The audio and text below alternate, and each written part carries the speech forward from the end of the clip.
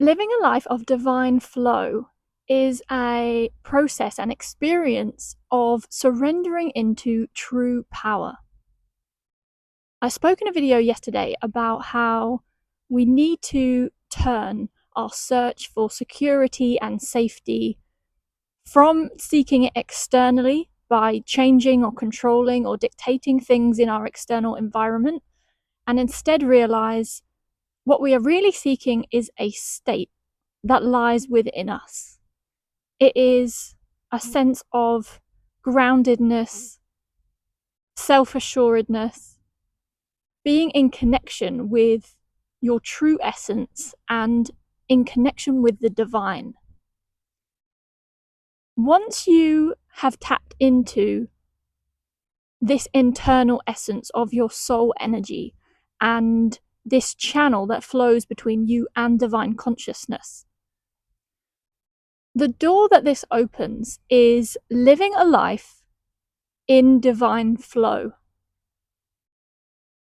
What this means is that you have made the decision to surrender from living according to your personal will and personal desires and fear-based responses, and instead you are seeking to align with the thoughts, the words, the actions, the choices that are of the highest vibration.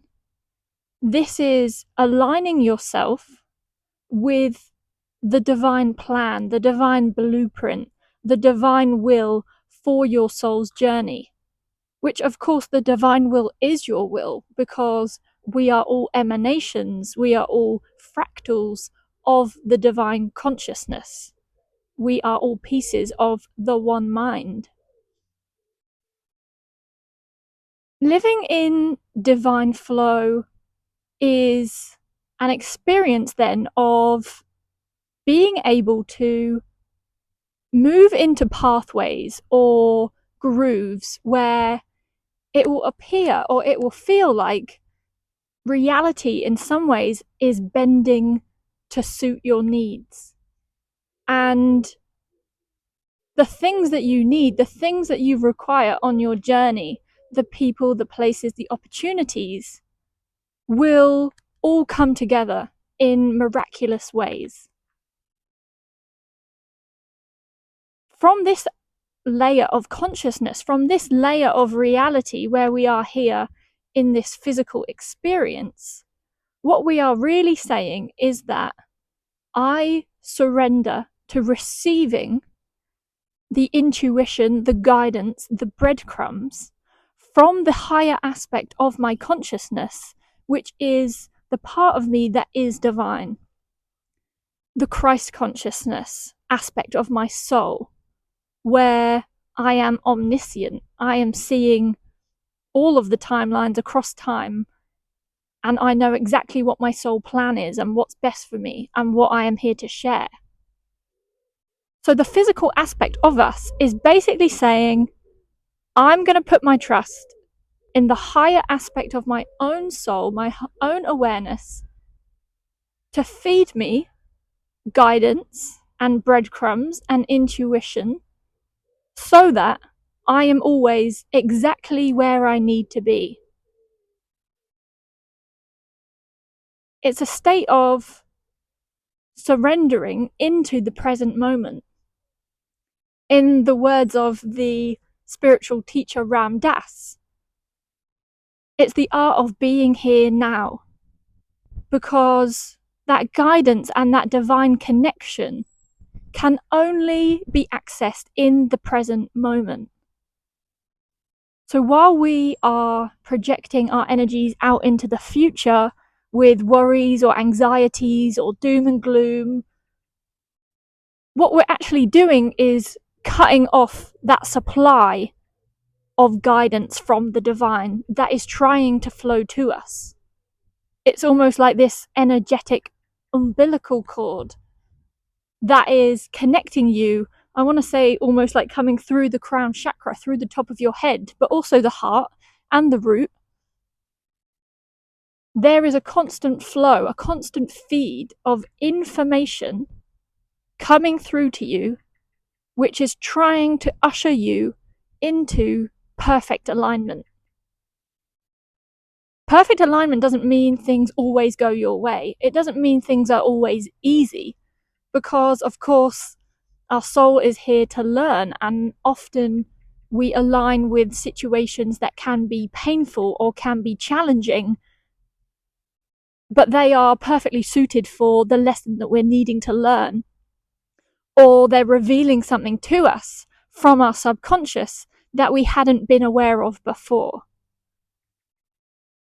So it's not necessarily that everything will be easy, and if something goes wrong or something's difficult, then, oh, I failed or I've disappointed the divine. It's not like that. It's more of a radical acceptance of knowing no matter where I am, no matter what situation I find myself in, I can trust and have faith and know that this is exactly where I'm meant to be. And the opportunities in this situation, whether that's coming from some challenge or some miracles, you're always gleaning new perspectives and new wisdom, new opportunities for your soul's evolution, for the evolution of your consciousness out of every situation. This is the experience of living a life in divine flow, and knowing that I take my guidance, I take my instruction from that higher part of my aspect, from the higher part of my soul, that aspect of my consciousness, from divine guidance. And there are cycles within this. There are sometimes smaller cycles, which can complete quite quickly, and there are bigger cycles throughout our lifetime. And those cycles will be shifting in energy. There will be periods of time where you're in a very active energy. So you might be building or exerting a lot of energy. It's the masculine output kind of energy. And things can be very fast paced, go, go, go in that time. But then, as that phase comes to a close, what you can then find yourself is in a more feminine, a more yin experience of the cycle, which is going to be about more likely to be resting and recuperating and integrating and reflecting, and often charging your batteries for what might be coming next. So there are ebbs and flows in this divine flow process through your life. And it's really the art of learning to ride this wave and learning to surrender to what your guidance and your intuition is calling you to do or not to do. It can often actually be more challenging to not act. We've been conditioned and programmed in society and as a culture to think we always need to constantly be doing. And so it can be those periods of time where we're actually being asked to take our foot off the gas, off the pedal, and pause and reflect and be still. Those are actually the periods of time that are in greatest conflict to the paradigm and the narrative that we are all being told from our external reality all the time. So this is the flow process. This is riding the wave of divine guidance and divine flow, and knowing that as long as I am maintaining that internal connection with my soul's essence and maintaining that almost like a rain gutter, like a downpipe between me and the divine, then you can know that you are in the right place and doing the right thing, even if that feels or looks like you're not doing very much. Often during those, what can be seen as rest periods or downtime, there's a lot going on energetically. So there'll be a lot shifting in your field. There'll be a lot shifting in your energy body system, in your dream time. It's a period where things can come up from lower dimensions of consciousness and float up to the surface, float up to your awareness. So don't allow yourself to think, oh, because I'm not charging around at 100 miles an hour, I'm not doing anything. There is still energetically so much progress that can be happening, but it may be in more of a non-physical, subtle way that you're actually still working, still gaining momentum. I have a book recommendation. When I was starting out on my spiritual journey a few years ago, I read a book by a lady called Danielle Collins, and it was called How to Really Go with the Flow. So I really recommend, if you want to dive a little bit deeper into this flow lifestyle and what that feels like, what that looks like, then definitely get that book, because that was a really useful resource to me earlier on in my journey, which I think you could benefit from if you're feeling sort of inspired or feeling curious to really know more about this process.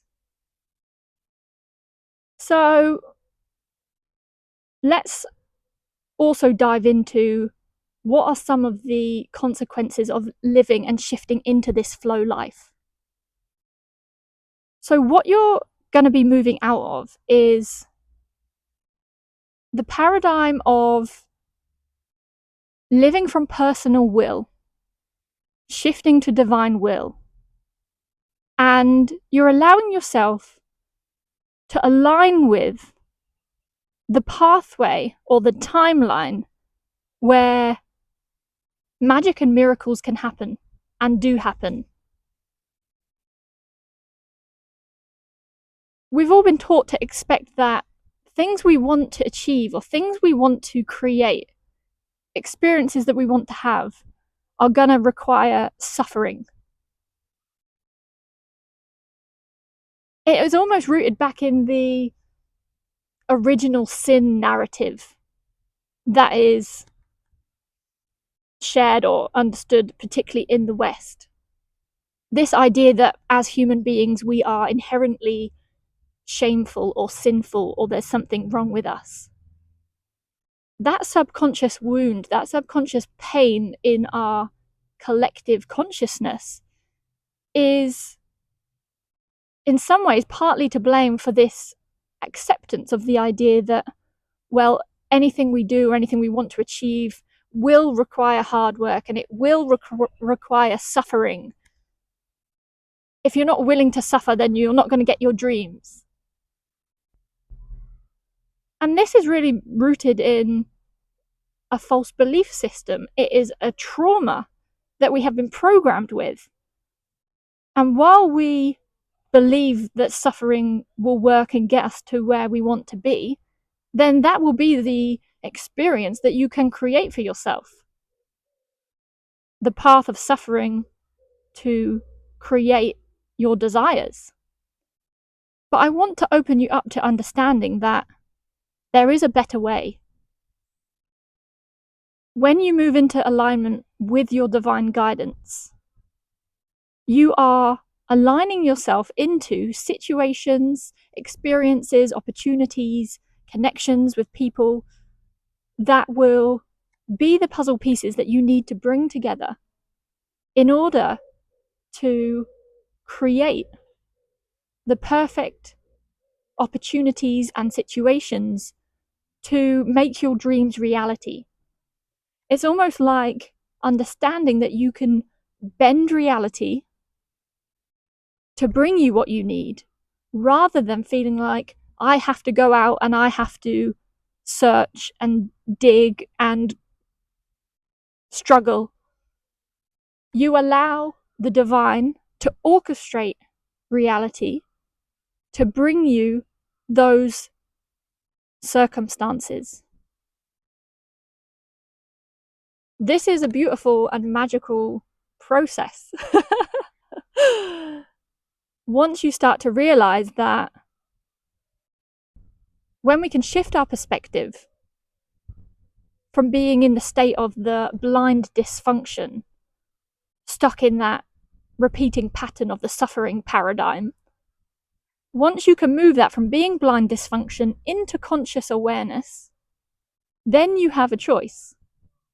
Then you can start to unravel what is the mechanism, what is the false belief pattern here, what is the emotional, energetic trauma wound from my past that has been allowing me to play by those rules. And now that I'm aware of it, what do I want to do about it?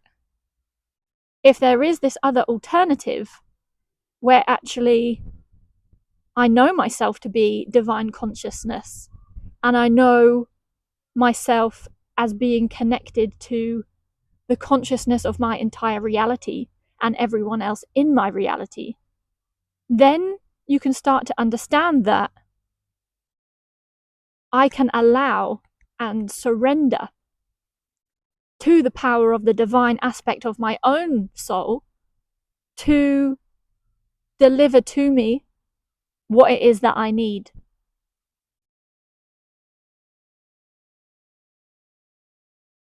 This is where we open up to real miracles, real magic happening in our lives. The progress that you can make then becomes something that is extremely accelerated. You can experience exponential growth or exponential progress rather than slugging it out through what feels like a slavery pattern, being tied into limiting beliefs about what you're capable of or what your potential is or how big you can dream. This is the new paradigm. This is what humanity is awakening to now. The fact that you can align with your divine knowing, with divine consciousness, and surrender into receiving those breadcrumbs that will guide you to the highest timeline for the highest good of all. This is the experience of true power. Someone who is in radical acceptance of reality as it currently is. It seems like a paradox because we've all been taught that our dissatisfaction is actually necessary to drive us, and that without that sense of discomfort or pain or dissatisfaction that we're not going to be able to get where we need to get. But instead, when you can anchor into this divine knowing, this divine connection, this divine omniscience that is always trying to help you and is sending you information and guidance all the time, then you access expanded levels of your true power and your true potential. Things come to you instead of you having to chase them. This is where you can start to understand and experience and embody the realization that this reality, it is divine, it is intelligent, and not only are you the character in the game, but you're also the player on the higher level, and you're also the programmer. you can determine what situations and opportunities are needed and bring them about in order to fulfill your soul's purpose and fulfill your service mission of why you have come to the world at this time. What is the gift that you have come to bring to help others, to be of service? There's also something very revealing once you understand this process and this opportunity. There's something very revealing about the figures in society that we have been taught to put on a pedestal, and the individuals who are in positions of power. What you will actually understand and see is that many of those individuals are actually operating from a place of fear, which is revealing a vulnerability, a sense of powerlessness that they are actually living with.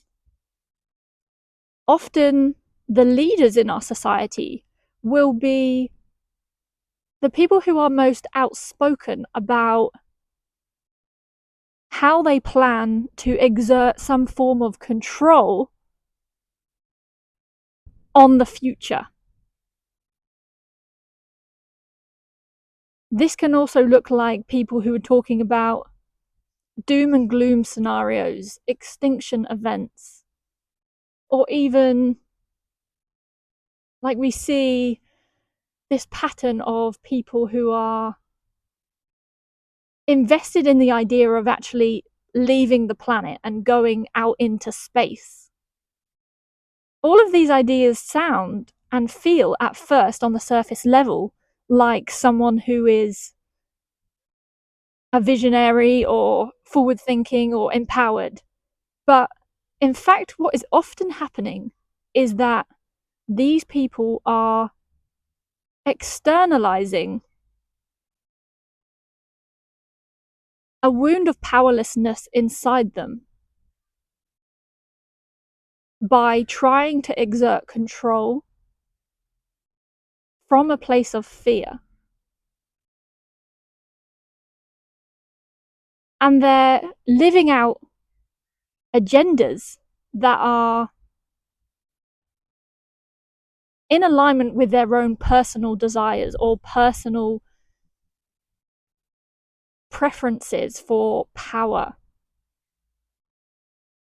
So it becomes this paradox of the people that we're shown who we believe are the most visionary or the most powerful are actually often people who are out of alignment with the present moment, out of alignment with the divine perfection of reality as it is, which is what is necessary to accept the divine nature of everything that is occurring in order to have this clear channel. It's almost like the energy of someone grasping at something through fear, and that grasping energy is what is clamping that umbilical cord between receiving true divine guidance.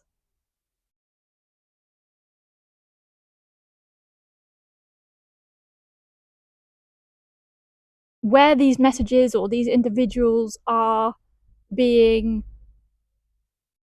talked about or information is shared about them in the news and the media, we are being programmed into putting them and their views onto a pedestal.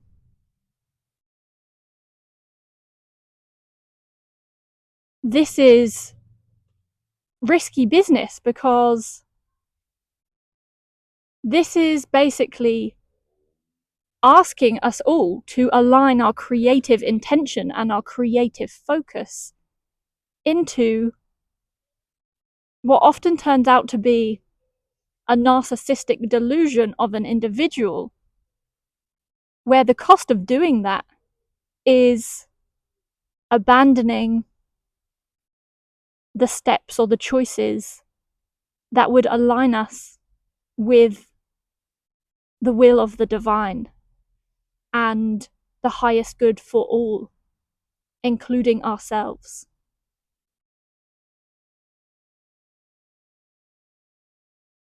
So take note and observe this playing out. Question how in alignment or out of alignment are the individuals that you see on TV or on the news or on media. Tune into feeling, is this person moving and thinking and deciding things from a fear vibration? And if that is the case, then they aren't moving in alignment with their own divine guidance. Take that as inspiration and take that as an opportunity to reflect more deeply in your own path and your own awakening process, to understand, how can I surrender more deeply to receiving that divine guidance that is coming through to me always? As more and more people wake up to this mechanism, this opportunity of shifting how we move through life, it is going to alter the nature of our reality that we are creating.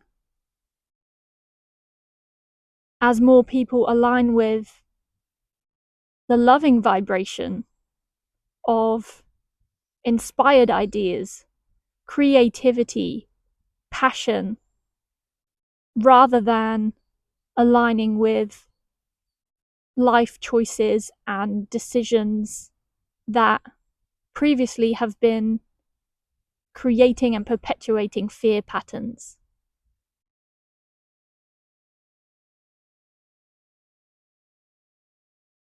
This is the opportunity available to you. Experiment with it. Test this out in small ways. And this is a door, remember, that opens up to you once you have established and plugged in to that sense of divine connection and divine channel through going inside. Deepen that relationship with yourself and your own soul's essence. And in doing that, a life of divine flow is what will blossom out of that decision and out of that process. Enjoy.